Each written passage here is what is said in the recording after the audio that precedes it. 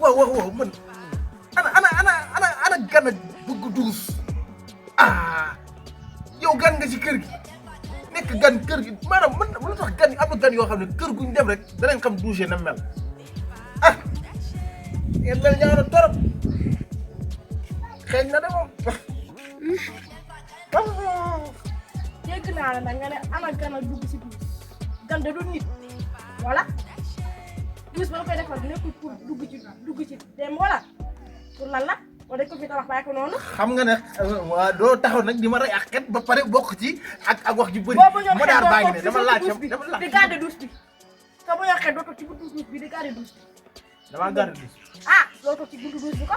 yow maanaam yow lan moo la may audience ba nga taxaw di wax ak yow lan moo la may audience ba ma romb di wax samay dugg yi douche. xam nga laa xamal gan day du yéegu bay da ngay yem ci place gan nga may mel ne fiilu réseau nii.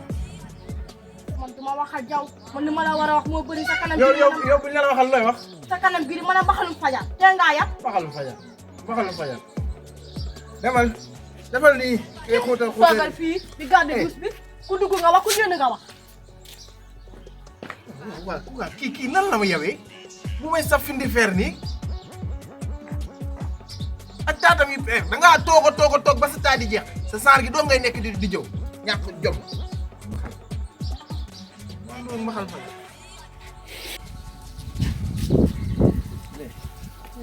kontaan naa de. am naa mbégte loolu si seet si tamit. waaw lii la quoi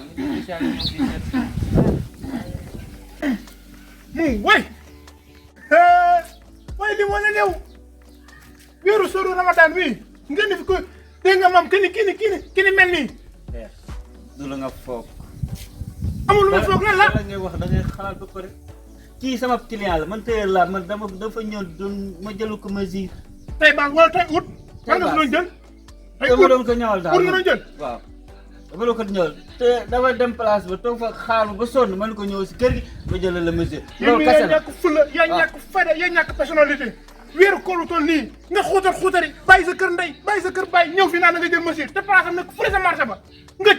ba fi mu doon nii morom nga bëgg morom kese nga bëgg. peer daal wala peer lan. waaw ngëj. boo sa xalaat rek. que ça soit la première la dernière fois. toppil waxuma ak yow ki laay waxal yow da nga bëgg jigéen. waaw père nag su ma bëggul jigéen nag lu may bëgg nag. mais loolu dëgg la ak fi réew mi toll. mais ngay toog si digg penc mi ñëpp dina gis. déedéet mais ngay far suy nekk. ndax mesure laa doon ko jëlal. mais ñàkk a fula comment. bu paree nga may ma. lan laa lay may. yow moom loo wax. di laa ñëw di ko seet si te jël sama numéro. man mii. di wax ak ma. wuy ma. déedéet du ma sama morom sama sikkim sama sikkim yow affaire nañ lijjanti loolu. sa sikkim bàyyi ngay nañ lijjanti loolu bàyyi ngay nam. affaire nañ ko lijjanti. mais xale bi nag baax na c'est pas pop ci mbokku cafin nag ma ne waaw na yi xale.